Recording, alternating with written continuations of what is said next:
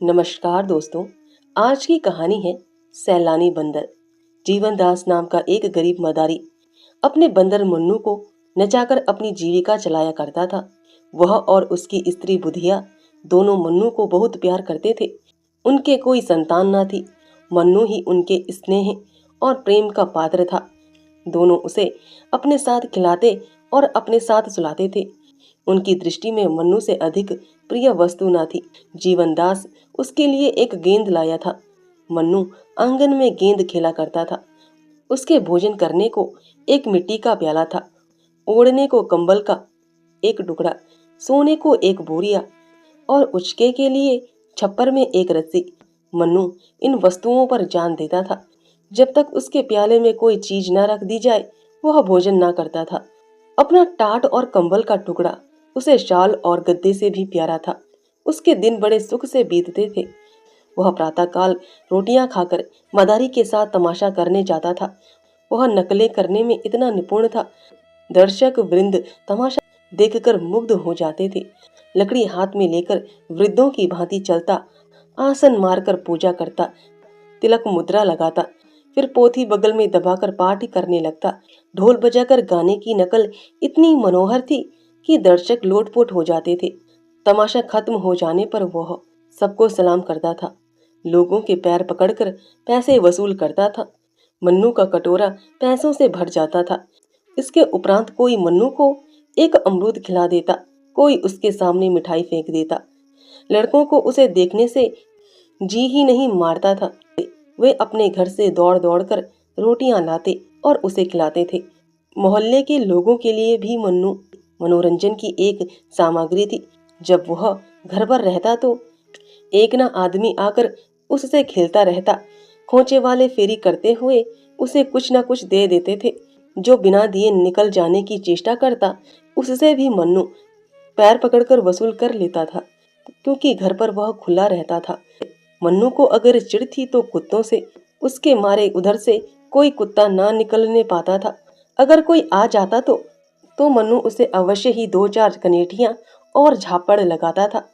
उसके सर्वप्रिय होने का यह एक और कारण था। दिन को कभी कभी बुधिया धूप में लेट जाती तो मन्नू उसके सिर की जुएं निकालता और वह उसे गाना सुनाती। वह जहाँ कहीं जाती थी वहीं मन्नू उसके पीछे पीछे जाता था। माता और पुत्र में भी इससे अधिक प्रेम ना हो सकता था। एक दिन मन्नू के जी में आया कि चलकर कहीं फल खाना चाहिए। फल खाने को मिले तो थे, पर वृक्षों पर चढ़कर डालियों पर उचकने, कुछ खाने और कुछ गिराने में कुछ और ही मजा था। बंदर विनोदशील होते ही हैं और मन्नू में इसकी मात्रा कुछ अधिक थी। कभी कभी पकड़ धड़क और मारपीट की नौबत ना आई थी। पेड़ों पर चढ़कर फल खाना उसके स्वाभाविक जान पड़ता था। यह न जानता था कि वह प्राकृतिक वस्तुओं पर भी ना किसी की छाप लगी हुई है।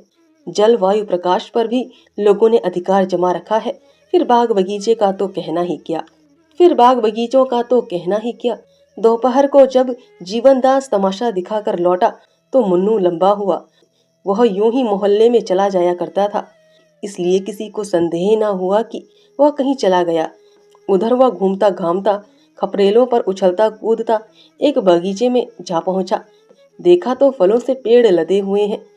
आंवलों, कटहल, लीची, आम, पपीते वगैरह लटकते देखकर उसका चित्त प्रसन्न हो गया।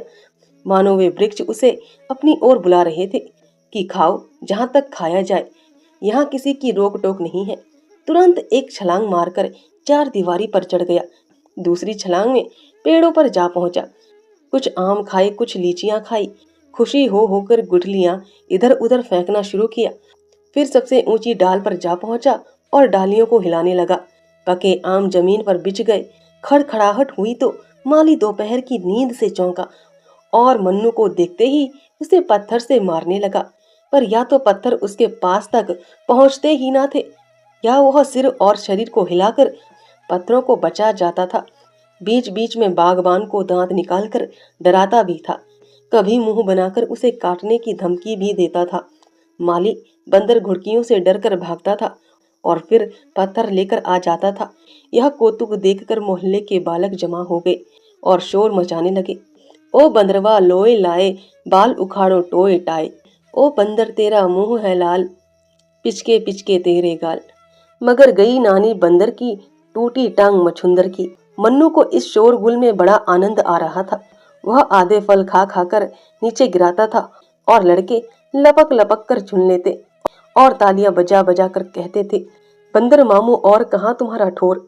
माली ने जब देखा कि यह विप्लव शांत होने में नहीं आता तो जाकर अपने स्वामी को खबर दी। वह हजरत पुलिस विभाग के कर्मचारी थे। सुनते ही जामे से बाहर हो गए। बंदर की इतनी मजाल की मेरे बगीचे में आकर उधम मचावे। बंगले का किराया मैं देता हूँ, कुछ बंदर नहीं देता।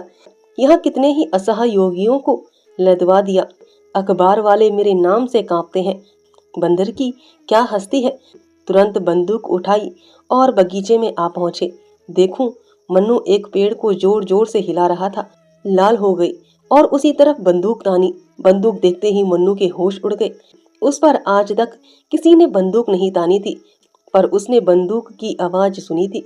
चिड़ियों को मारे जाते देखा था, और ना देखा होता तो भी बंदूक से उसे स्वाभाविक भय होता। पशु बुद्धि अपने शत्रु से स्वतः सशंक हो जाती है। मन्नू के पांव मानो सुन हो गए। वह उछलाकर किसी दूसरे वृक्ष पर भी न जा सका। उसी डाल पर दुबक कर बैठ गया। साहब को उसकी यह कला पसंद आई। दया आ गई। माली को भेजा, जाकर बंदर को पकड़ ला। माली दिल में तो डरा, पर साहब के गुस्से को जानता था। चुपके से वृक्ष पर चढ़ गया और हजरत बंदर को एक रस्सी में बांध लाया। मन्नू साहब को बरामदे में एक खंबे से बांध दिया गया। उसकी स्वच्छंदता का अंत हो गया। संध्या तक वहीं पड़ा हुआ स्वर में कूं कूं करता रहा। सांझ हो गई तो एक नौकर उसके सामने एक मुट्ठी चने डाल गया। अब मुन्नू को अपनी स्थिति के परिवर्तन का ज्ञान हुआ। न कंबल न टाट, जमीन पर पड़ा बिसुर रहा था। चने उसने छुए भी नहीं। पछता रहा था, कहां से फल खाने निकला। मदारी का प्रेम याद आया। बेचारा मुझे खोजता फिरता होगा। मदारिन प्याले में रोटी और दूध लिए मुझे मुन्नू मुन्नू पुकार रही होगी। हाँ विपत्ति, तूने मुझे कहाँ लाकर छोड़ा। रात भर वह जागता और बार बार खंबे के चक्कर लगाता रहा। साहब का कुत्ता टामी बार बार डराता और भौंकता था। मन्नू को उस पर ऐसा क्रोध आता था कि पांव तो मारे चपतों की चौंधिया दूं, पर कुत्ता निकट न आता। दूर ही से गरज कर रह जाता था। रात गुजारी तो साहब ने आकर मुन्नू को 2-3 ठोकरें जमाई। सुअर, रात भर चिल्ला चिल्ला कर नींद हराम कर दी। आंख तक ना लगी। बच्चा, आज भी तूने गुल मचाया तो गोली मार दूंगा। यह कहकर वह तो चले गए। अब नटखट लड़कों की बारी आई।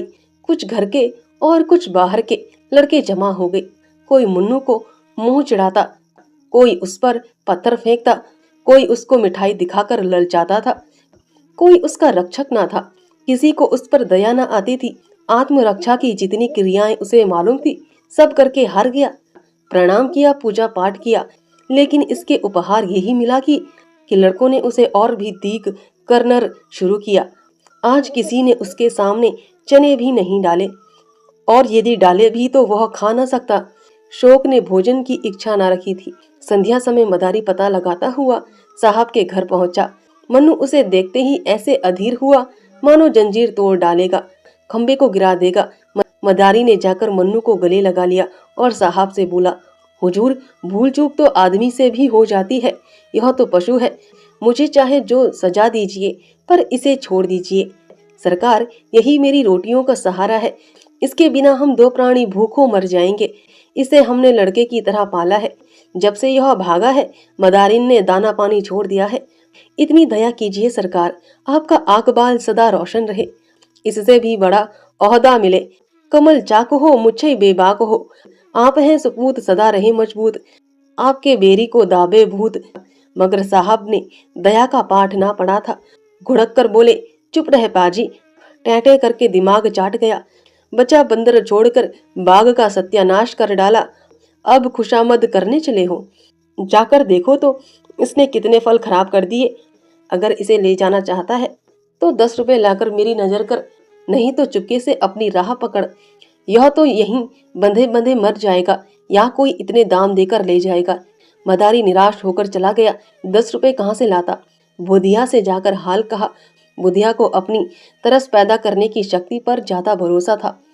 बोली, बस ली तुम्हारी करतूत, जाकर लाठी सी मारी होगी। हकीमों से बड़े दांव पेच की बातें की जाती है, तब कहीं जाकर वे पसीजते हैं। चलो मेरे साथ, देखो छुड़ा लाती हूँ कि नहीं। यह कहकर उसने मन्नू का सब सामान एक गठरी में बांधा और मदारी के साथ साहब के पास आई। मन्नू अब की इतने जोर से उछला कि खंबा हिल उठा। बुधिया ने कहा, सरकार, हम आपके द्वार पर भीख मांगने आए हैं,